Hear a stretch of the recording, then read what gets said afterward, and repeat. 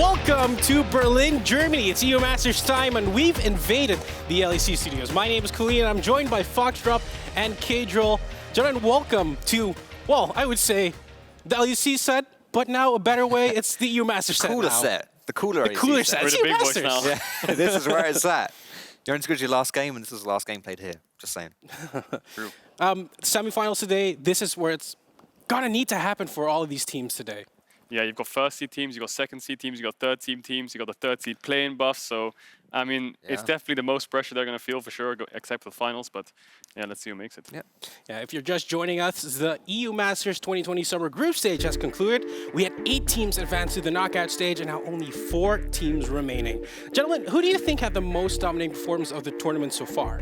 Well, I think if you look across the teams, there's 4 huge different playstyles, but I would outline Aggro Rogue as one of the strongest teams, I think, right now. If you look at their gameplay, it's very meta-orientated, neutral objectives, looking for the early dragons, making sure they get good team fight set up, and that's basically what they're thriving with. They're getting really good fights. I think all of their players are so adaptable, whether it's like early game or it's late game. I think Zanzara has just been such a good bridge to get them from that early game to the mid game to set up the early objectives. So he's kind of like the bridge. You carry me to mid, I'll carry you to the Nexus. Yeah, Ultra Liga as well. Always did really well in EU Masters. They haven't won a title just yet. 2020 summer. Is this the time? I sure think it is, but who knows? LDLC is another team that's really blooming strong right now.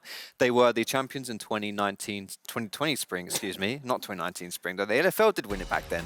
But LDLC, they're our returning champions, and they are the only French representatives here in our semi-finals. A team that has a variety of experience up and down the lineup, with no doubt of talent as well. You've got YellOwStaR, you'll probably recognize that name. I don't know, anyone here heard of YellOwStaR? Sounds familiar. Yeah, I think once or twice maybe. And you know, as you're seeing, just like really like star-studded lineup in the bot side, but also some really green players as well. Yeah, we'll be seeing them today as well. And someone who's going to see as well today is something you talked about, Kadril. It's a player you find, well, stand out from the rest, I would say. I think standout's a key word. You could argue MVP, but it's a bit difficult to highlight an MVP before the semifinals, finals, because that's where people need to step up. But for me, Leader so far has been one of the most shining players in the group stage and the quarterfinals. You can see from just the clips, he's going for these crazy 1v3s. He's taking any fight that you throw at him, and just looking at the stats down below, he's always ahead in CS, always ahead in gold. He has 55% first blood participation as a mid laner, and even some junglers can't get that. So he's roaming around the map while winning lane and going for crazy 1v3s. So not only does he pull it off, his mechanics in the fights are just excellent. I mean, his champion pool is arguably small, or some people have been questioning it with all these mini champs, but it's working for him. He goes Majais every game, so I can respect it. Big balls. You said something like he feels like an LPL mid laner. Yeah, every LPL mid kind of goes for the Majais recently. We've seen Caps do it a lot in the finals as well. And Leader's the one who's kind of like, well, I'll do it too. Get me my Majais, get me a triple kill, and the game's over. Yeah, when we were discussing these players, like who shined out the most, Foxtrop, you mentioned another name, and he's going to be playing today as well. Yeah, he's not going to be playing today. He's going to be playing against Leader as well. My eyes are on Rogue's mid laner, Checkerlad. He's a bit different to Leader in his playstyle. He's more of the kind of like the foundation that Rogue builds their success. He plays a lot of different champions. His stats are quite varied as well. He's got the most assists out of any mid laner, but also really high damage stats, high vision score. And I think when you're trying to win in League of Legends, it's really important you have a strong mid-jungle synergy. And the way that Checkerlad's been playing, I think it's going to be really interesting seeing him go up against Leader specifically. That is going to be a crazy matchup. That is our second semi-final. That's a fist fight. Oh yeah. That's going to be fun. As already mentioned, that mid lane matchup is going to be a fist fight to death in our second series of the day. We have 2 best-of-3 matches tonight to decide your EU Masters Summer 2020 finalist. Team GamerLegion from the DACH region will be taking on LDLC Olympique Lyonnais from the LFL, and AJ Rogue, the last representative of the Ultra Liga, will take out Mouse Sports, also from the DACH region. Let's focus in on our top 4, starting with the lone Ultra Liga representative, AJ Rogue, the last hope of the Ultra Liga. Yeah, the last hope for Poland. I mean, if I was a Polish fan, I'd definitely be happy. I think Rogue is the strongest Polish team. They've proven it. They're so strong. They're so flexible. I mean, you look across the board, you've got Syndra, who plays these split-pushing teamfight carries. Checkerlad's been a rock. Zanzara's just been the early game player, the Skarner, just making sure he gets his team ahead. And then Woolite, I want to highlight him a little bit. He's got 37% damage dealt across EU Masters, and he had 47% damage dealt in the quarterfinals. Yeah, that's completely illegal stats. How does he have so much damage? That's crazy. So he's hacking. He's pulling his Just weight. saying. He obviously ex-LEC, so he's definitely stepping up, and yeah, super strong team going into the semi. Yeah, another team worth mentioning, and we already talked a bit about their mid laner, Mouse Sports. They might be the bloodiest team. Maybe they are the bloodiest team in the tournament. Oh, But of course they're the bloodiest team in the tournament. They're really flashy as well. And for me, looking at Mouse Sports, I just think like you look across this lineup, leader, big name in the mid lane, you already highlighted him. But even I think in the bot lane, Yesker and Promiscu, 2 ex-LEC players, ex-MSI champion in Promiscu as well. And I know it's kind of like memed about a little bit, but honestly, he is probably one of the best players in the entire of this tournament. Certainly the best support. And I think he really facilitates what Mouse wants to do, and that is play through their solo lanes and play through leader. And it's, you know, you often talk about mid jungle and all that kind of stuff, but really keep your eye on Promiscu because he's been having a blind over tourney. I think it's also worth mentioning that Leader and Obsess are looking for their second EU Masters title. I think that's pretty cool as well, actually. Yeah. And, you know, Mouse Esports went out against Rogue in 2020 spring, you know? So the very last EU Masters, Rogue took them out and they get to play them again today. That's going to be a grudge match and a half. It's going to be time for revenge for them. The competition is fierce here in the semifinals.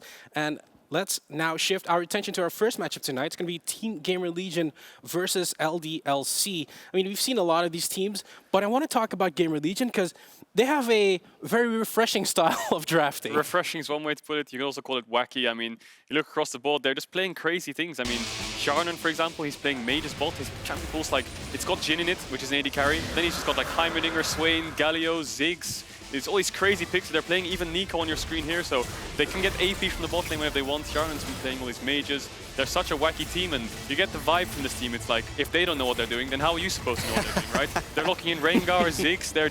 They're making the game a clown fiesta in a way where it's like non-stop fighting. It kind of reminds me of G2 2019 in a way where there's so many unexpected picks, and when they bring them out, if you don't have an answer to it, they're just going to take over. So, I mean, huge props to GamerLegion. They found a playstyle that works for them. It's obviously not like Rogue. It's not a huge team fighting competition, and they're not very good at setting objectives, perhaps. But, I mean, if you look at Mouse, they're really bloody. But I think GL is just both of those combined with a little bit of science. Yeah, it's interesting you start with a playstyle because the playstyle kind of looks like the kryptonite for SLO, as they managed to kick out every single SLO team. Like, yeah, the Super League. That's ridiculous. Having no Spanish team in the semifinals, I think it's the first time ever, right? Yeah, exactly. And in the play-ins, they knocked out G2 Arctic. In the groups, they knocked out YellOwStaR. And in the quarters, they knocked out Vodafone Giants. So yeah, absolutely SLO slayers right there. And I think maybe Spanish League want to get a bit of revenge coming into next EU Masters. But we're not on next EU Masters. No, that's we're on this one right here. And LDLC versus GamerLegion, right? So LDLC already talked a little bit about them, but I really do want to kind of emphasize the point that this is a team of very young players supported by, literally, the mentor in YellOwStaR. You've got Exakick, who's 16. I believe he might even be the youngest person ever to be playing on EU Masters. Vetheo, who in spring, he was the same narrative of being a really young guy. He's only 17 himself, and this guy in the mid lane specifically, like his stats are just through the roof. Like he's insane. His KDA is crazy. The way he's been playing, just all these flashy plays. You can tell there's a heap of talent on this LDLC roster. I haven't even started talking about TynX, who was our MVP in spring. Like there are so many good players on this team, and they've got the perfect mentor behind it as well.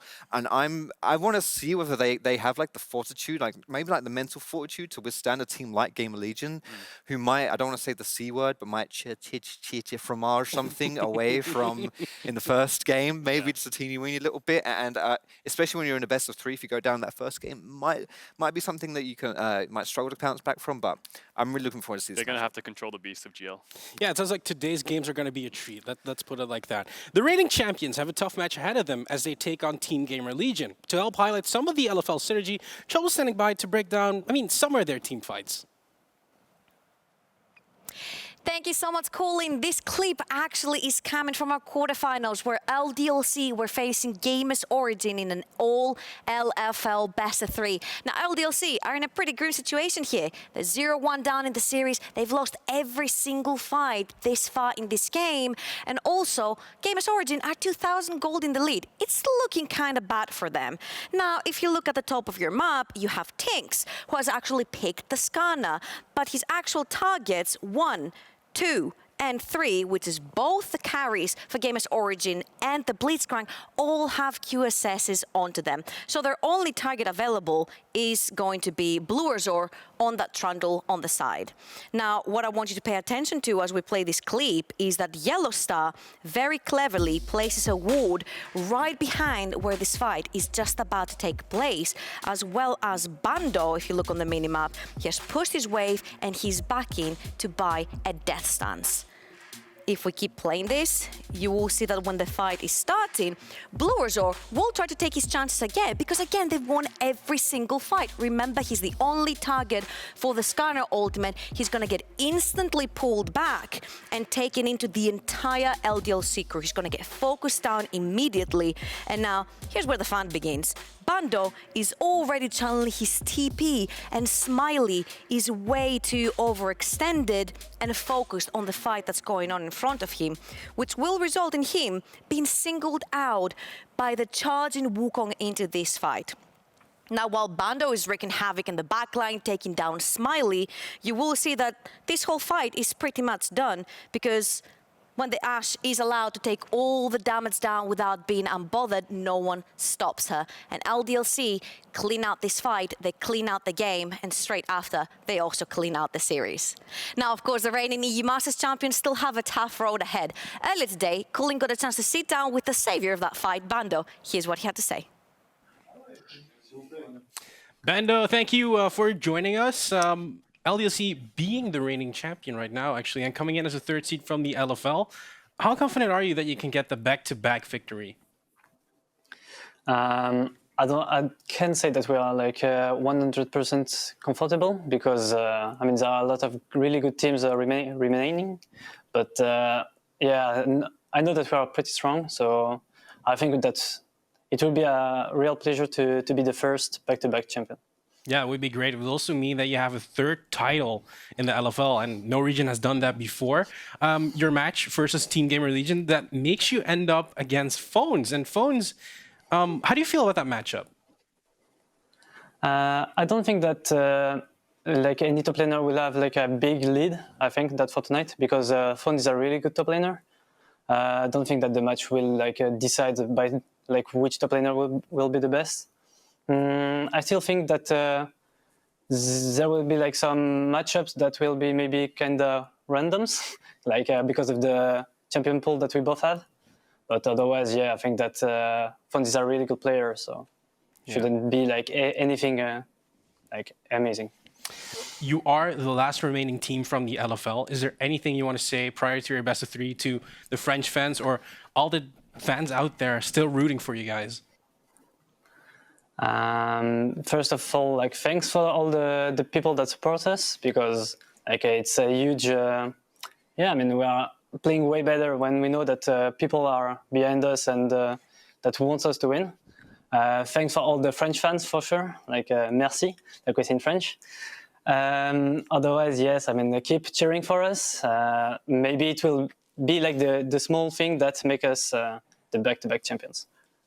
Yeah, Bando, thank you. Good luck in your best of three, and maybe until tomorrow, because then that's when the finals will be. Yeah, so maybe see you tomorrow. Yeah, so the top laner, Bando, I thought it was pretty interesting. Like, the main thing I caught up was like, I'm not 100% sure if we were able to take this home. Yeah, but I remember watching an interview with TynX, and he said something similar. Like when they're in spring, that was just their whole attitude. Just take it one game at a time, see how it goes. No one really expected to win the whole thing. Now they're here again in the semi-finals, so it doesn't necessarily mean it's a loser's mentality. It's a good mindset. I mean, the other side of the bracket looks a little bit difficult. You've got the Mouse and you've got the Aegor Rogue, so it's going to be difficult for them. Yeah, we are just moments away from the first game. Any predictions on this series? Because it's going to be LDLC versus GamerLegion, and I mean, GamerLegion is super unpredictable. I'm going to start off with you, Kedro. It's so hard to predict the series with GL in it because you have no idea what they're going to pull out. They could have pulled out practice something all week and they're going to pull something crazy out. So I'm going to go with LDLC 2-1, just based on the fact that I think LDLC is a team that can control the beast. They can nullify their craziness, and I think GL will definitely take one game in this series. How do you think they'll do that? GL taking one game. I think they'll probably pull something out, or if LDLC manages to sort of nullify their picks, if they pull out something crazy in game one, nullify it in game two, play your style, make sure you keep up the team fights and just play coordinated, because a team like this can get very uncoordinated, especially on picks like Rengar and Ziggs and stuff. FLICKR, for you, who's going to take the series? Well, I totally have a very different prediction to you. Was if you'd asked me first, I would have said what he said. But I'm going to go GamerLegion. GamerLegion absolutely got this hands down. You know, I feel like they're kind of an underrated team. They're coming into this semi-finals, perhaps being viewed as like maybe a bit of a misfit here compared to the other teams, which I definitely don't think is true. And I just think this is time. You know, in every single E-Masters, we always end up having ridiculous upsets. No one expects what's going to happen. You cannot predict the winner from day one. And so because of that logic, it's in your hands, GamerLegion. We'll have to see, because the first semi-final match of EU Masters Summer 2020 is ready to begin. The DACH region will be taking on the LFL. Exakick and Trouble, take it away. Thank you very much, Colleen, and the rest of the desk. Yes, I'm Skarner. I'm joined by Trouble, and we are going to be getting this semi-finals underway. Now, they've done a lot of setup for us. A lot of those wonderful analysts have already set the scene. But obviously, coming into this is a very interesting matchup. You have GamerLegion, who I think, as Foxdrop set it up, you know, it's like they're kind of the misfits, like the not the team. They're kind of like the misfits of this competition. They couldn't be the misses, because misses went down in quarterfinals. There you go. That's what I was alluding to. But no, yeah, they definitely are a little bit the oddball team. They have a different strategy to the most. And LDLC coming in as the reigning champions, having to make it all the way in from play-ins as well. Both of these teams did, actually. It's an interesting matchup. I'd love to get your thoughts on this, because I think you've got a very standard team versus a wild team. I would possibly say that GamerLegion have something that other teams do not have, the Witch's Pot. The Witch's Pot? We're just about to go into Champions League, so that's the perfect actual question here, because a Witch's Pot is basically a big cauldron, and if you've watched any sort of fairy tales and things like this, they kind of sort of throw everything in the mix, and then you never know what's gonna come out. And you know what? I think the magic ingredient to that cauldron is Hjarnan. Like, he is the absolute key ingredient. I think he makes GamerLegion work, right? I mean, if you didn't think it was Hjarnan, the Ziggs and the Heimerdinger that would actually indicate that. I absolutely love Hjarnan specifically in GamerLegion. It allows them all the freedom to pick whatever they want around the map, and he's just gonna feel for them. He's gonna play the mages, he's gonna play the tanks, he's going to play the ADs, the ADCs, he's gonna play everything. And also, he has his team's top damage with almost 30% of it. So not only he rounds up every single composition, he does it so well.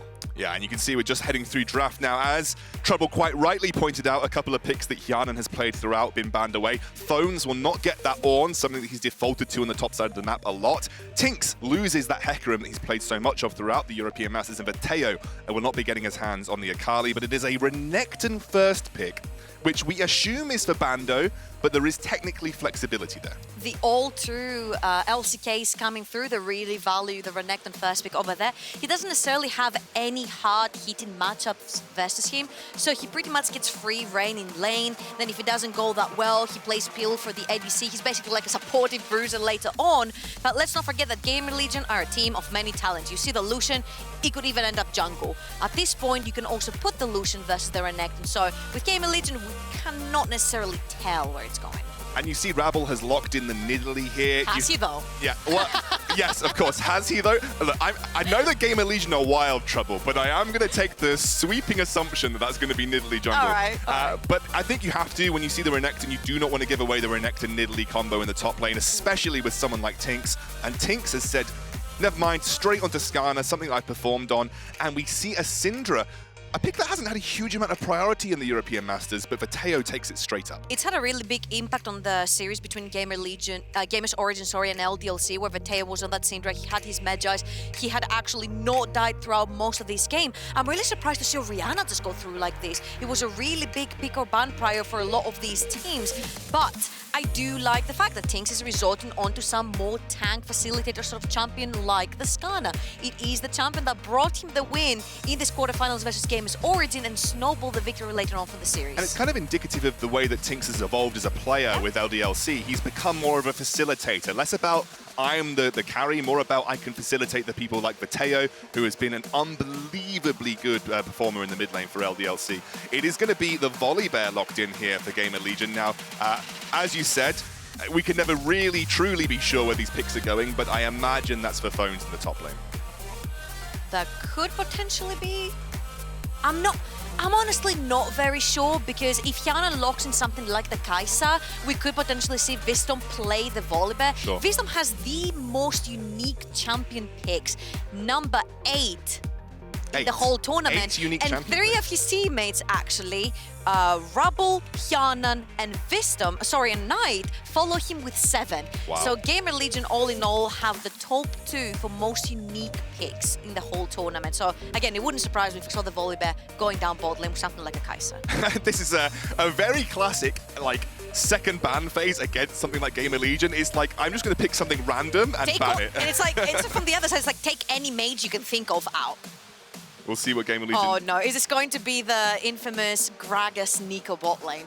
I mean, it could very well could be. Very well could be. We'll see what goes through. As again, GamerLegion, you can never really predict their drafts. I don't know if they can predict their drafts, let alone. This is becoming a little bit more clear now, because Hjarnan has previously played the Neeko. The Neeko also can go in the top lane for phones, but I'm expecting to definitely see Lucian in the mid lane for Nite, Hjarnan onto that Neeko that he's played before, and phones are a more tanky engaged champion such as the Volibear. And actually, you mentioned to me before we went live, you're like, the reason that Hjarnan is such a skeleton key for this team is that he allows Nite to play AD mids. He allows the flexibility of damage types to come through from this team. It is a Jhin lock-in with that. You know, Ashe was available. Exakick, who has played so well on Ashe throughout this tournament, he did have that available, but maybe just a little worried about the dive potential. I'm not sure.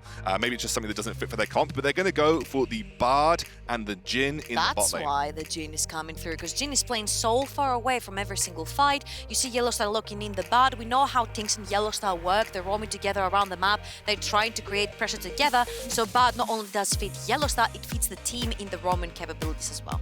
And we'll see how GamerLegion choose to round this out. As you said, the Neeko Gragas bot lane is something that we have seen from GamerLegion, and it is the Gragas locked in. This is classic GamerLegion, everybody.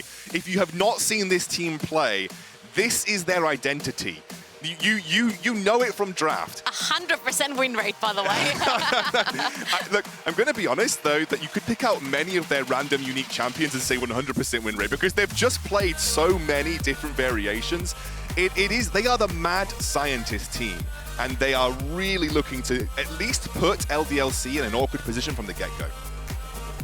I don't know if they're going to put LDLC in a very weird position from the get-go, because you have seen this composition previously and how it was played out by GamerLegion. Sure, it has won, but I think at this point LDLC have picked a composition very front to back, with tanks, with engages, with lockdown, CC, chasing, flanking potential. They literally have everything in their kit. They just have to literally pick and choose how they want to play out this game and where they want to focus. It's a more textbook composition from the side of the LDLC, but we know that GamerLegion really like to play their crazy comp styles, and this suits them. They have a 100% win rate with that bot lane. Well, we are diving into game.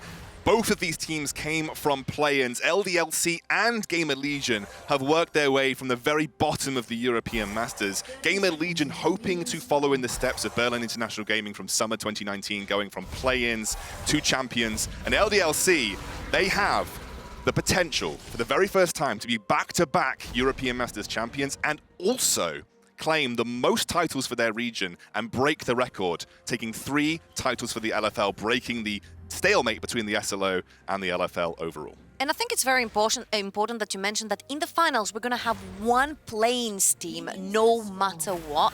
It shows you not only how strong our group stage was, which we kept on praising. We're like, there's teams that stayed out of the playoffs, but they're so incredibly strong, and they could have made it all the way to the finals had it been not for one game, possibly. But also our play-in stage was very strong, because these two teams have made it through there. Absolutely. We've had an unbelievable level of strength, and I'm not even joking when I say this has been the strongest European Masters in terms of quality of teams that we have ever had in the history of the European Masters. Now you can see both junglers starting on the bottom side of the map, and as we have the early game lull, Trouble, I'm going to start to talk a little bit, or like ask you to talk a little bit about where we expect these teams to sort of execute on their compositions. What are you expecting from both of these teams?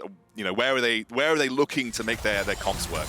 So the funny thing when I was researching both teams is that both of their stats are extremely close. But whatever GamerLegion can do at 15, LDLC can do a tiny bit better, apart from the jungle. Rabble, in every single time he's played in EU Masters, has been almost ahead in every single game at 15 in gold, experience, and CS. Which means that throughout the game, he's gonna have more gold, which means more items to play more aggressively. Funnily enough, though, it's TynX that has almost 80% first blood percentage for the side of LDLC.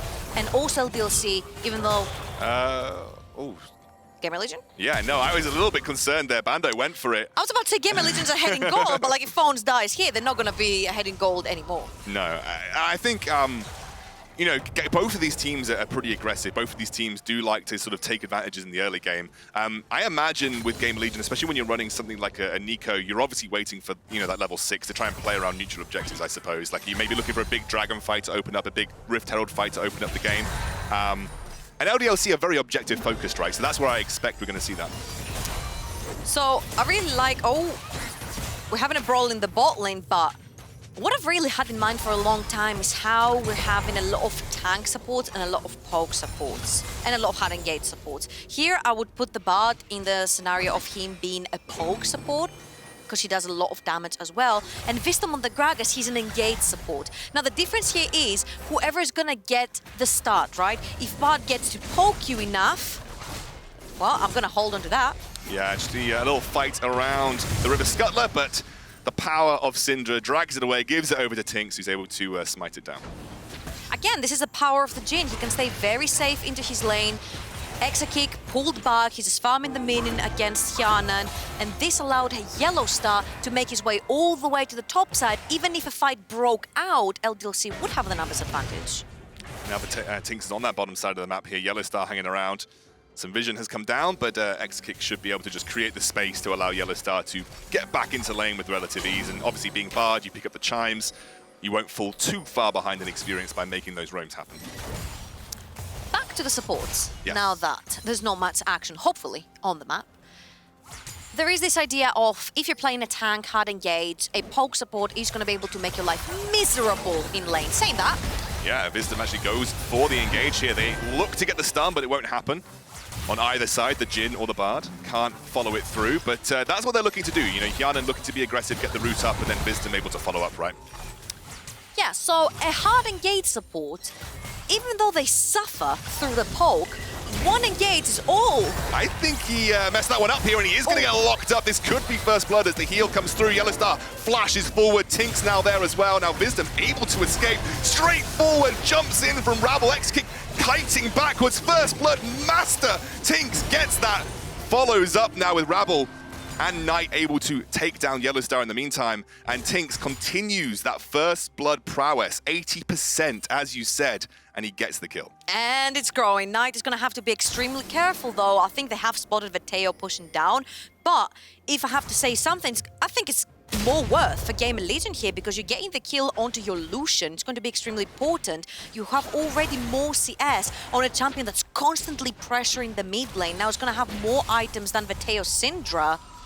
So I would love to see Rabble play around Nite and try to not only snowball him, but set Vetheo behind. Yeah, Vetheo actually now level 6. Nite jumps forward. There goes Visdom with the Hex Flash. And Vetheo will be forced to flash himself. And yeah, that Nite's roam wasn't punished either. Like, there were no plates lost in the mid lane. I don't even think he lost that many minions to the wave. So I actually think that Vetheo was unable to punish that teleport, because Vetheo teleport back to the lane as well. This is why this is so important, and you see a lot of teams banning the Lucian. He doesn't necessarily have to use too much of his mana because of his passive, because of the double attack from the passive. He pushes in waves so easily without having to spend much mana, while your opponent, specifically here on the Syndra, you have to completely spam your spheres to try and clear out the wave. But that pressure from Nite into the mid lane resulted in Vetheo taking a not-so-great back, forced to take a not-so-great back to base, which means it gives all the freedom to GamerLegion, the bot side of the map, to grab the first objective. Yeah, they abused the back timers for Exakick and YellOwStaR, and as you said, forcing Vetheo back. They're able to take a relatively risk-free first Dragon of the game. We'll see, you know, within about a minute's time, we're expecting some plays around the Rift Herald. We'll see if either team chooses to set up for that, which team would have the advantage. And right now, GamerLegion just trying to keep that wave frozen around their bot side turret, or at least forcing YellOwStaR and Exakick to step up. And Rabble is on the bottom side of the map. Yeah, TynX does have that ultimate available, but they couldn't actually land that onto Nite. Neither could Vetheo follow up. I'm not sure if they landed the scatter the wave, because that looked like a done deal if it had been the case. But Nite is playing extremely smart in the mid lane. He knows that when Vetheo is pushing, he's not going to be alone in the mid lane pushing without teleport and flash. He's going to be unbelievably scary for the Syndra, so you know that a Skarner should be around. And because LDLC don't have the vision of Rabble, you can see how Exakick and YellOwStaR are just a little bit scared of pushing too far up in that bot lane. They will now. Yeah, then it's actually getting pushed back towards them, and they will have that vision of Rabble now. So the lane's in a better position for them regardless, so they just have to be a little careful for those few moments, but they managed to get the wave to shove back towards them. So that first blood, that first kill from the side of GamerLegion going on to Nite has guaranteed him that because he's ahead in CS, he got the kill, he's not necessarily gonna lose much of his power in items and went straight for the QSS. That is an 8-minute cancelled target for TynX Skarner, and that is so important. Nite showing major respect here, knows he's ahead, he can afford to go for the QSS. Yeah, that's a really, really big buy as well. As you said, comes off a little bit of that first blood gold. And also being one of the most important mid-game targets to potentially focus down in terms of damage output, it does make TynX's job that much harder. Now you can see LDLC looking to try and contest around this Rift Herald.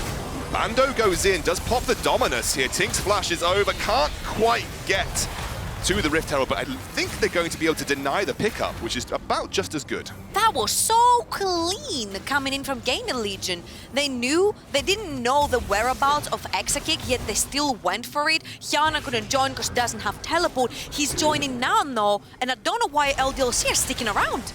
LDLC still looking for the fight here. TynX again, Hex flashes over the wall, looking for the pick onto Visdom or onto Rabble. He's waiting for Rabble as he gets dragged back. Bando picks up the kill, and here comes the culling from Nite. He has a couple of targets. There's now Phones picks up one. That's 2 for GamerLegion. And now LDLC, unfortunately, will lose their third. Vetheo out of position. He will drop to Nite as well. And again, maybe an overstay. Maybe you were right, Trouble. I don't know why LDLC were sticking around. The Rift Herald was actually gone. I don't think anyone picked it up. From what I see, it hasn't been picked up, so they were sticking around to try and deny that Rift Herald, but they lost so much in kills. That Lucian is going to be impossible to deal with. Yeah, 2-0-2, 100% kill participation for Nite so far. I think the play that LDLC made around the Rift Herald was the correct one, denying it, but I think they went a little bit too aggressive into the red side jungle, and I unfortunately didn't have the correct setup to execute on that fight. But denying the Rift Herald is important, right? That's a free plates for a particular carry. It's free gold, or maybe even a first tower if things go awfully wrong. See, I was having some conversations about the Rift Herald, and I was hearing how the second Rift Herald is pretty much useless. You know, there's junglers that spend too much time there, so you pretty much show your position on the map while you try to take the Rift Herald. I feel like with a team like GamerLegion, it's so worth it to go for these sort of objectives, open the map, and because it's so good for them to play with the Fog of War, having the more I'll catch you off guard composition.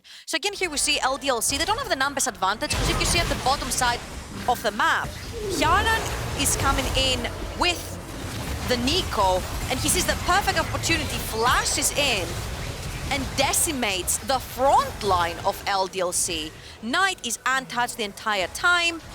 Make sure he gets 2, make sure he gets another one.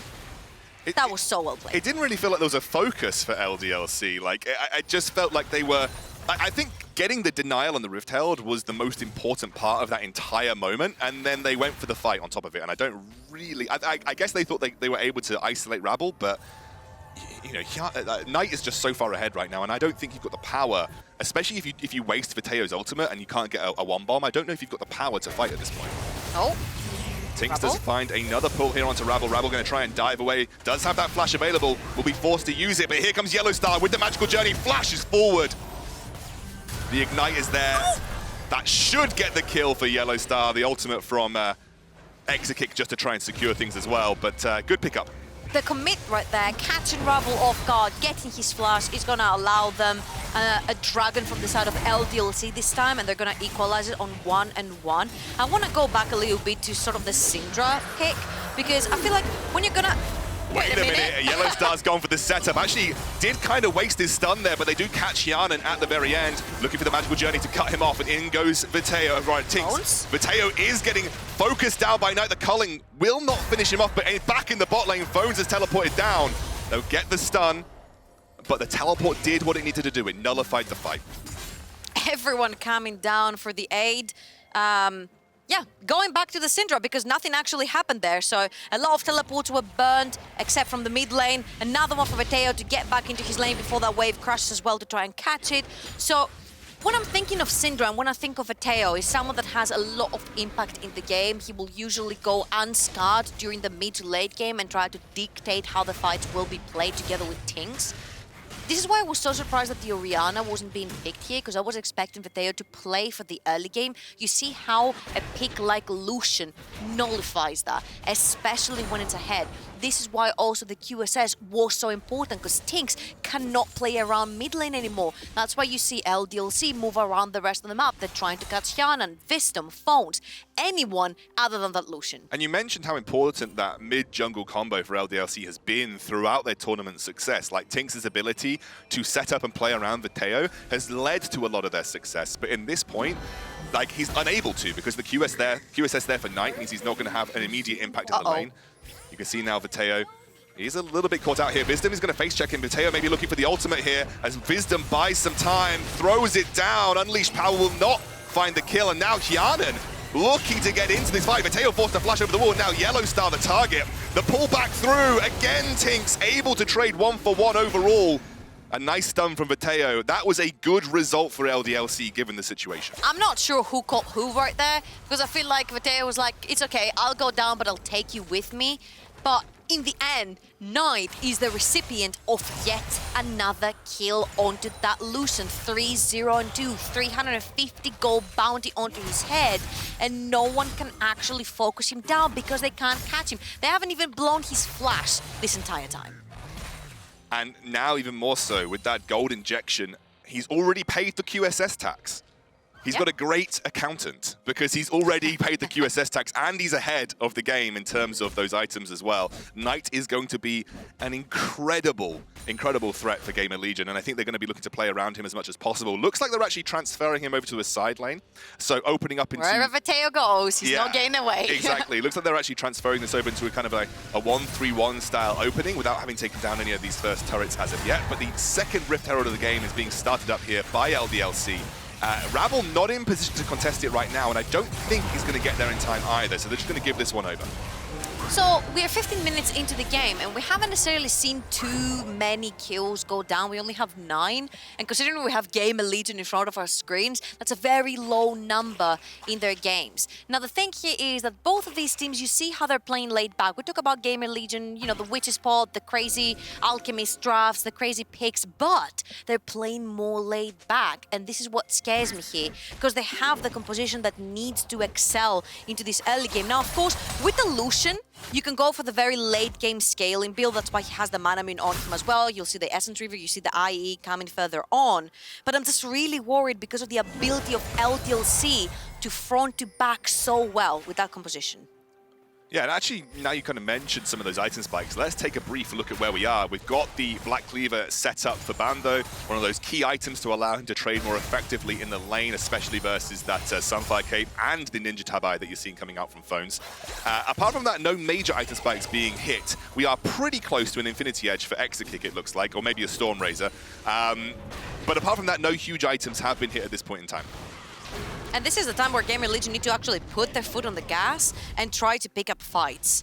You see that this is the moment where we highlighted in the Gamer's Origin LDLC point, where LDLC had just completed their items and Gamer's Origin not quite. This is where the spike hits. This is where the unique passives come from the items that are going to give you the edge over your opponent. And at this time, GamerLegion do have that. You see how they're instantly pinging that dragon. They want to fight for it. Yeah, it is obviously the third dragon of the game. We're going to have Ocean Soul. Have you ever seen a Lucian run out of Skarner? I have not, but when I have a QSS, I can definitely see that being the case. Actually, Visdom now going to catch up Bando. Bando does have that Dominus, will be forced to flash away from the Gragas ultimate. Good defensive play there by Bando, but because of that commit to the bot side of the map, TynX is going to pounce on that mid lane with the Rift Herald. This may open up the first turret of the game.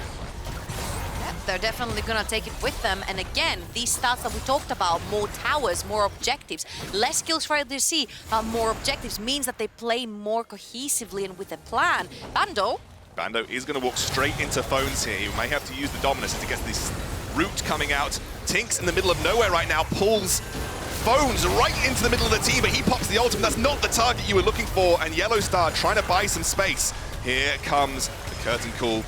Going to throw down a couple of shots, but will not find the execute. GamerLegion able to buy some time to allow Phones to back off and teleport back into the fight. Yeah, the Volibear is extremely tanky at this point. TynX had no other target for him to pull back to try and burst down really quickly. That means they're going to have to allow GamerLegion to go for that Dragon. Even though all this back and forth has been going on, again, it's LDLC with the gold win here because they are ahead. It's LDLC with a tower win here because they have one, they have the first one, and it's very important that this is the mid lane as well. Absolutely, and I think right now we are at a relatively even stage of the game, but my question to you, Trouble, is who does that favor? If you're at this stage of the game, you're saying, okay, well, I've got to be a little careful here, Rabble. You might be forced to flash over the wall. TynX looking for the stun, but does not have that ultimate as of yet. Rabble will be able to escape, but I'm gonna loop back. At this stage in the game, we are dead even on gold. Which team is happier with the outcome at this stage? Taking in consideration all the items and who is fed on each team, I'd say GamerLegion. That Lucian is worth a lot of chips. So I feel like with the Mana Moon and the QSS, he's more than happy. That will become a more mana in just a little bit. He's on the side lane. He's soaking up solo experience, solo gold. He's unbothered. No one can gank him. You see Visdom is shadowing him the entire time. So they're trying to keep him safe in these fights. And every single time we've seen a clash between all 10 players from these two teams, Nite is untouched. And actually, Visdom, Bando biting off more than he can chew in this situation. Doesn't have that flash, may end up going down as Nite will QSS the stun and will easily pick up the kill. Now, they'll trade for a turret on the top side of the map, but more gold in Nite's pocket is not what you want to see if you're LDLC. And what LDLC is trying to do here is sort of try to funnel the same way gold into Vetheo. They put him on a side lane. They allow YellOwStaR or TynX to shadow them, making sure that Vetheo will stay alive. He is the win condition in these mid-game fights. The damage output from that Syndra has the Luden's Echo, possibly going for a Death Cap second item. And almost everyone, except Phones, on that Volibear is going to be extremely squishy. And even though you say, yeah, okay, but Visdom is a tank, he is, but the only MR that he has on him is just Mercury's. GamerLegion now happy to put some offensive vision in the red side jungle, very confidently playing around that red side here for LDLC. And the pressure is on LDLC. Remember, they are the defending champions. They are the ones that have got to defend their title more so than anything else. GamerLegion, they are coming in from the play-ins. They've had the run of their lives in this tournament. But here comes the critical Bando, immediately baited out there by Hjarnan's clone. And Hjarnan will back off with relative ease.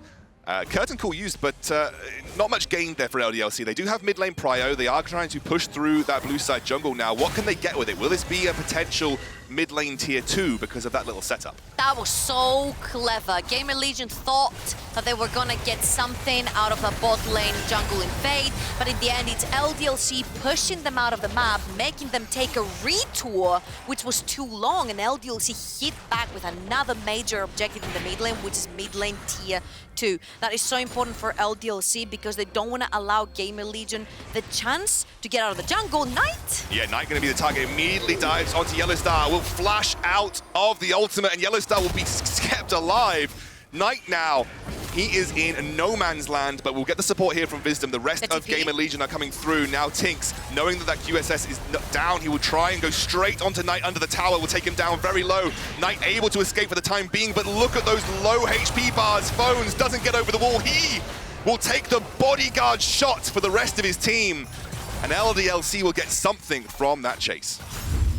Everyone trying to help Nite right there. He extremely overextends, and don't forget how fast the bot can move around the map. So even though Nite is trying to take the 1v1, he has to burn his flash, he has to jump through and try to get in between mid lane tier 1 and tier 2 to try and get out of that. In my opinion, I think there was a chance to fight right there because Hjarnan was coming in as well. So you could potentially see a fight coming down. They didn't want to take the chance right there. And Phones, oh no. Oh, you're gonna do it to him? Oh my God, Observers, no. you did it to him. Observers, you're savage. Oh no. I think TynX has kind of gone under the radar a little bit this game. 2-1-3, 100% kill participation for LDLC. He was our MVP. You know, he was the most valuable player for LDLC in spring, throughout their win, in that European Masters, and he is still continuing to have a very solid performance on the Skarner. I honestly still think that he is one of the MVPs from LDLC, but seeing Vetheo step up, Exakick in the LFL as well, specifically Vetheo for me in EU Masters when he has these flashy plays, these flashy KDAs, you tend to forget as in who facilitated for him to have these flashy KDAs. Nite does not have Flash available, will have that QSS, so has got that safety versus the Skarner. Now Bando trying to get onto Rabble here. TynX dives forward. The stopwatch is going to buy time as now phones over the wall. This is a split fight for LDLC, and it is the jungler and the top laner taking all the damage, but they will come away with the first kill. Again, as you said, excellently played with the curtain call, playing at range for that Jhin. Bando goes down now. Vetheo being chased out by phones. It's a 1-for-1 overall, but look at those HP bars. GamerLegion cannot get into the fight. And LDLC, they will take 2 kills, and they should get this dragon. Another great front-to-back fight coming in from LDLC. They know where their strengths are. They single out Nite. Nite could not output any damage in this fight. And he is the guy with the gold in his back. He's 4-0-3. If you cannot be allowed with that much gold, that many items to play into a fight, that means GamerLegion instantly lose the fight. LDLC find the opening, they find the fight, and they fight the second dragon. And I love how we're seeing why Exakick chose Jhin over Ashe, because he's like, I'm not getting anywhere near these fights. Like, I'm just going to pop my ultimate and throw those shots. Exactly. He's a huge zoning tool. Yeah. He literally zoned away Visdom and Nite both. So that was pretty huge from the LFL ADC right there. And LDLC, slowly but surely, remember what we said at the start, they might not be flashy, but they're extremely methodical, and their decision-making shows throughout the game. It's not like we have plan A and we're gonna execute. They're gonna go through the game, they're gonna take their options, and then choose what the best possible is for them. Now, of course, having to do that in literally seconds or even less than seconds, this is why we class them as one of the best teams in EU Masters. And they are still looking to get that back-to-back win, the first time ever a team would be able to do it. And it wouldn't only just be a success for LDLC, it would be a success for the LFL, because they would take the all-time record for number of European Masters wins for a region. It would be the 3rd for the LFL. They are currently tied with the SLO at 2 apiece. It'd be a huge deal for the French region, really securing the title of the strongest European regional league that we have, especially across 2020 with a back-to-back win, if that would be the case. But GamerLegion, of course, coming from the Prime League. The Prime League, I think in the group stages, we had our worries about them. They did not look like they were performing. And we're definitely not surprised, taking in consideration their last split in spring, where we lost 2 teams in the before the playoffs and then Mouse out in quarterfinals. Now we have our chance to see an all-DAC final. Exactly. We have 2 Prime League teams, Dark Region teams in the top 4. So we could have an all-dark final, as you said. TynX is going to smite that away. LDLC growing in confidence here. I'm loving their setup, and I think it's really important for them to get set up around these neutral objectives, because I think the one way that they end up losing is if they are the ones that don't have the good vision control, and GamerLegion just jump in with a Neeko, they find a fight, and they're able to fight you around these sort of closed-in pits, like the Baron pit and the Dragon pit. So I think LDLC have just had huge success with the way they've set up before these fights. The reason why they were able to set up before these fights was because they took mid lane tier 1 and tier 2 extremely early into the game. It completely opened both quadrants of Rabble's jungle. And if you remember how every fight started successfully for them, is that they were able to catch the Nidalee trying to clear her jungle because everything was warded. Because of these 2 mid lane towers being down so extremely early, does not allow the Nidalee to farm as freely anymore. And GamerLegion ended up losing 2 fights in a row. Now LDLC have the items to back up all of their fights as well. Bando with the Black Cleaver and the Blade of the Ruined King, and very importantly, we have 2.5 items on the Jhin and a Death Cap Luden Seko onto that Syndra. That Syndra is itching to press her R button. Exactly. I'm really glad you picked up on the items, because I know we were touching heavily on Nite and how he was accelerating, but the rest of LDLC are starting to catch up. You know, that QSS tax is becoming a little bit more apparent now that he's got the QSS plus 2.5 items, because you can see Vetheo at 2.5 items without the need for that particular item. The Visdom, I think, is just going to drop down here. I don't even think they need to use... They do use the Unleashed Power, but it is going to be TynX that picks up the kill. 5, 1, and 3 on the Skarner. And Exakick just farming mid lane waves And one of the problems that I think we have for GamerLegion, and you're kind of seeing it here, is without Visdom, where's the real solid engage? Like, where do you have the push button go? You don't really, and that's one of the problems that I think GamerLegion are suffering with. This is so dangerous for Rabble. If he face checks into Bando, he's most likely going to die. Look how far away Phones is. TynX. TynX there. Great ultimate from YellOwStaR. What a beautiful setup here for LDLC. In comes Phones, but it might be a little bit too late. The redemption will keep the rest of LDLC alive and going as Hjarnan is forced back out. Phones will buy time. But my word, the veteran himself. What a beautiful setup. It suits him so much to play the Bard. Opens the map, opens the possibilities, opens teamfights for LDLC. That will most likely be a Baron. Rabble has not yet said his last word. Rabble is looking for a steal opportunity right now. He's not being zoned away. Oh, but YellOwStaR is going to jump through. The rest Exakick coming through as well. Very high burst damage is available. TynX now solo, tanking the Baron. They are chasing this Nidalee out. Exakick will pick it up. And they should be Baron. Oh, so close. Great smite from TynX. LDLC secure. A very, very important objective. Seeing this cask fly in from Windsor really caught me off guard right there. But they want more. No, they don't. They can't. Nite TP'd in, but he's going straight for the Dragon to try and secure Soul Point. Soul Point is an important threshold to hit. Visdom's just trying to buy time here, although TynX testing him. Another Tempered Fate comes through from YellOwStaR. He will not dive through just yet, as now Visdom is going to be another target, but Hjarnan should be able to prevent him from backing away. YellOwStaR may be looking for the engage. They are looking for the stun. Will not land as of yet, but TynX is still going. Visdom, no flash, nothing to get him out, but they pull back Hjarnan! Oh, the 500 IQ flash, and even Nite now in a bit of trouble. Exakick will be zoning away the mid lane. LDLC are turning this game on right now, and GamerLegion being left in the dust. I don't know if they're being left in the dust, but Hjarnan turns around to Visdom and she's like, I am helping you survive again. Curtain Call comes through. Not quite the best angle on it, though. Again, we are still seeing a lot of tentative play around. GamerLegion need to be careful here. They're literally in a 3v4. They are definitely in a 3v4. TynX is going to buy some time with the Hex Flash over the wall. There is going to be the redemption once more. Nice stun up onto Phones. And now Nite, the target, taken down with the unleashed power. And now Phones forced to dive across the wall. Exakick, he doesn't care. He's zoning by himself, and Soul Point and Baron go over to LDLC, but the fight's not done. YellOwStaR hungry for blood. Cougar not quite on the menu. He will back out. And LDLC, they take the objectives and reset. They don't have to, man. Their bellies are pretty full. They got the Baron, they got a bunch of kills, they got the Soul Point. They're armed and ready. We told that this Death Cup was going to be the undoing of someone. That QSS does not matter anymore, Nite, because if Vetheo gets close to you, presses R, you're out of the fight completely. YellOwStaR, that was absolutely effing beautiful. Look at it. Landing onto 3 members. Bando dives in, Vetheo dives in.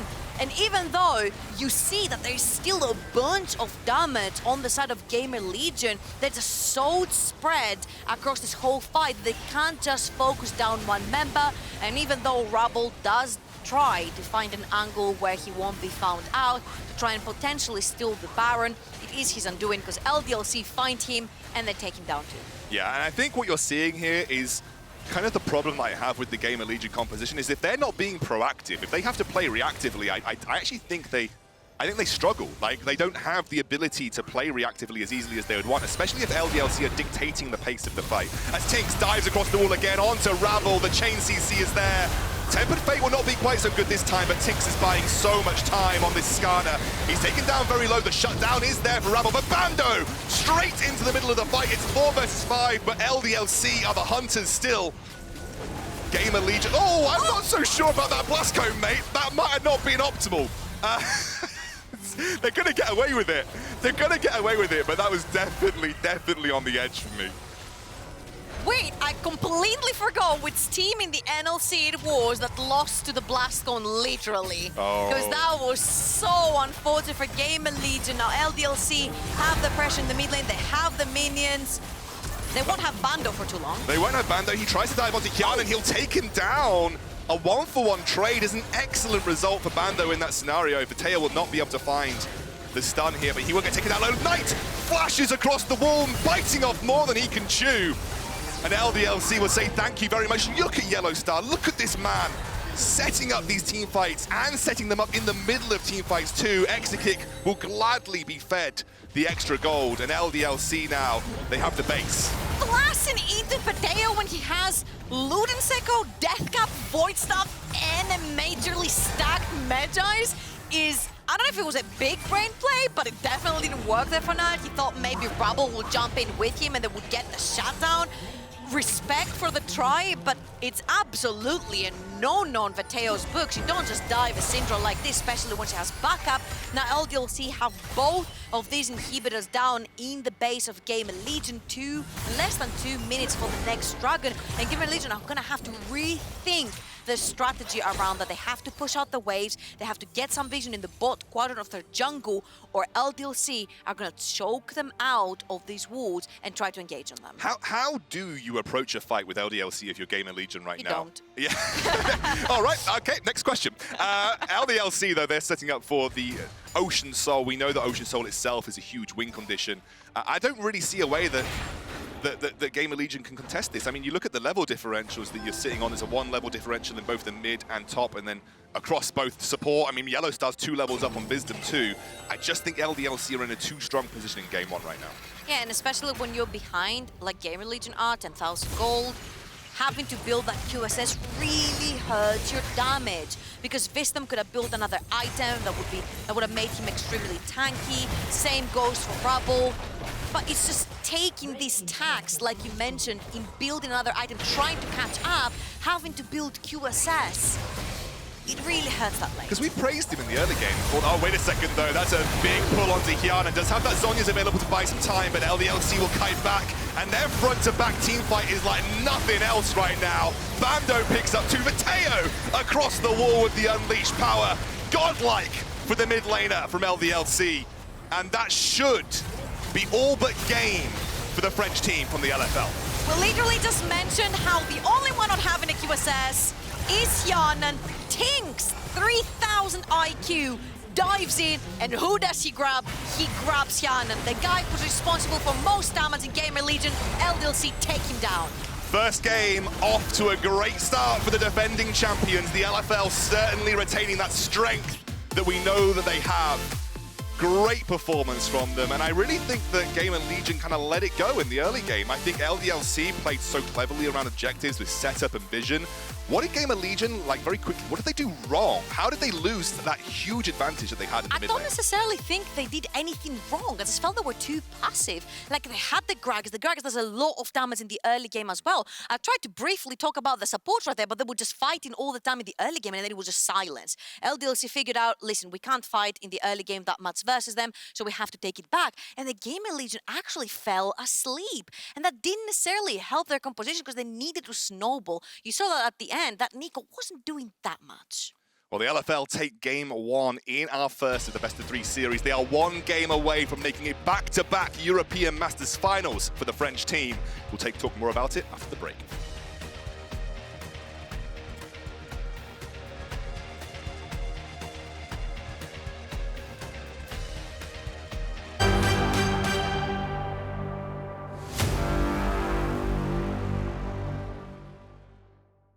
This is the golden age of the Prime League.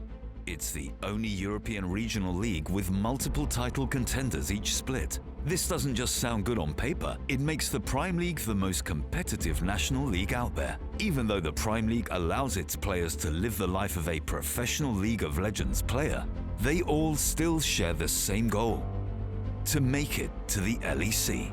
That goal is completely within reach. Over the past year, more than 10 players managed to make the leap to Europe's highest league. The Fires of Prime League didn't just forge the likes of LEC Rookie of the Split Labrov. Even All-Pro team members Kaiser and Shadow started their careers in the DACH region and have now made it to Worlds. With names like these coming up, you can rightfully call it the breeding ground for the rising European stars of tomorrow. Yet it still has its own established stars. Tolkien has been playing professionally for a few years, but only unlocked his full potential this very season. Known for his good laning, constant solo kills, as well as a positive attitude towards any given situation, he is the shining light of Mouse Sports top lane. During the Prime League playoffs, he earned the unofficial title of the CEO of playoffs, and in the ongoing EU Masters tournament, keeps on proving why.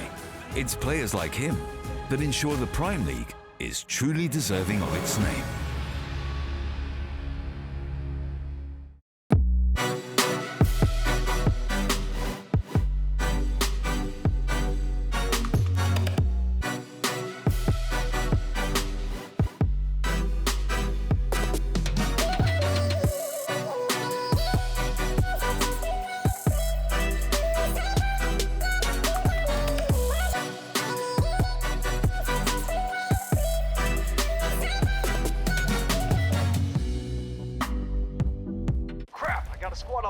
Running in for backup. Yo, Ron, he's right there in front of you. Sorry, guys, it happened again. Damn, that's one today. All right, I'm back. Someone cover me. You got him, you got him. Yo, that's sweet. Yeah, it is. We about to win this. I can get used to this. HyperX Alloy. Built strong because it has to be.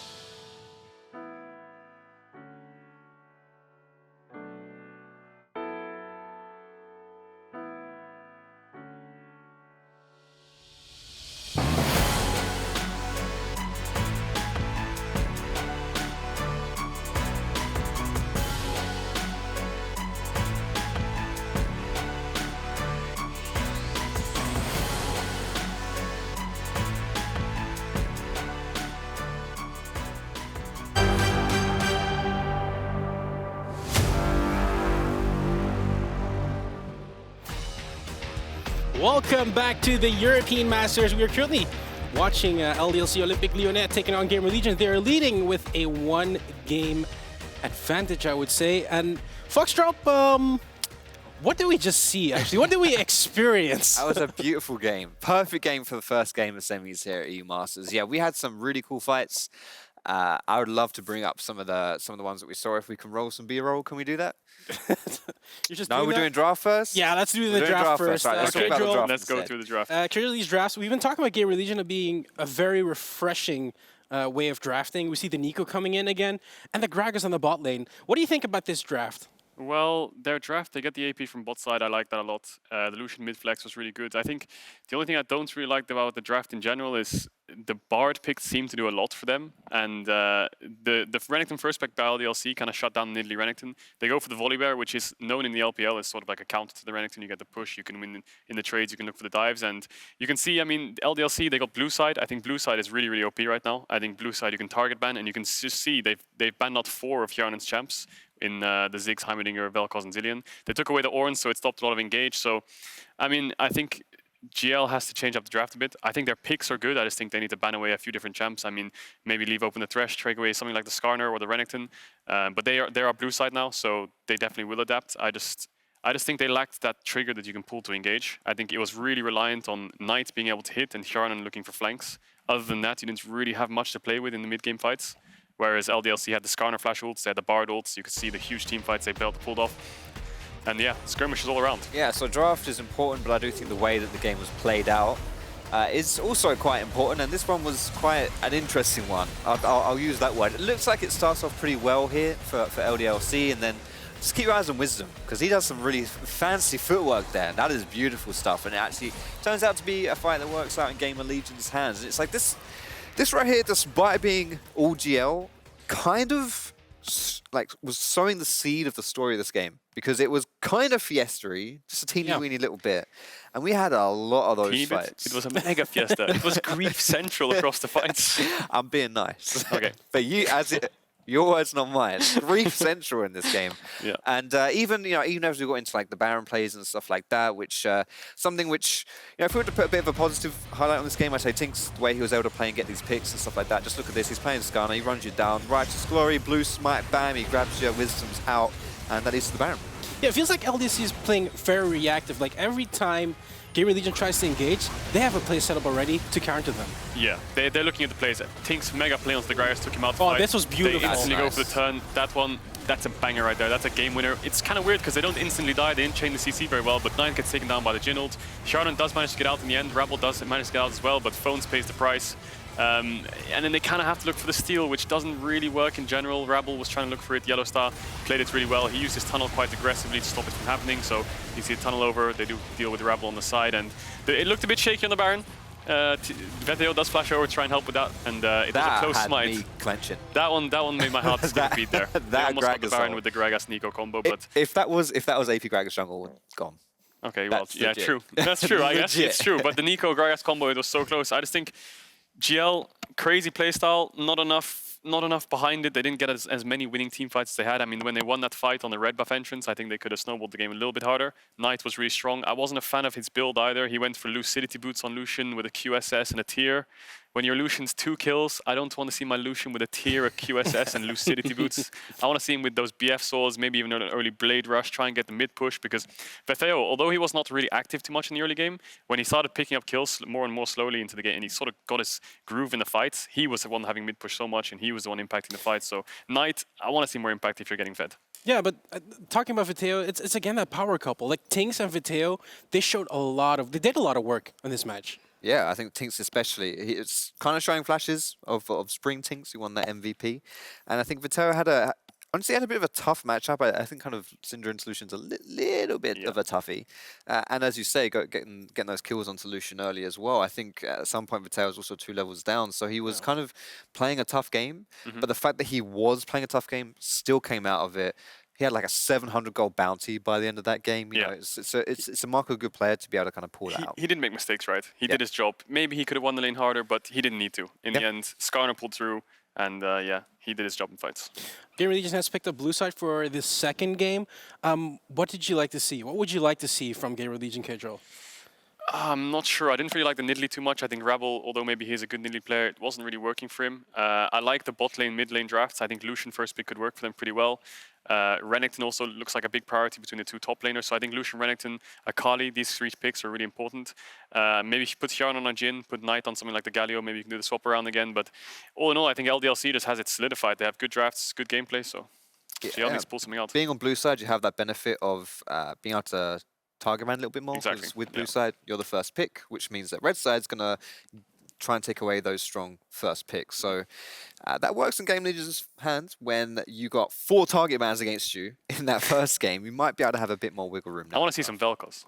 You want to see Vel'Koz? Yeah. Oh yeah. We'll have to see because LDLC are currently leading the series 1-0. This could be the last game we see of Team GamerLegion in the EU Masters. Stay tuned. I'll see you after the break.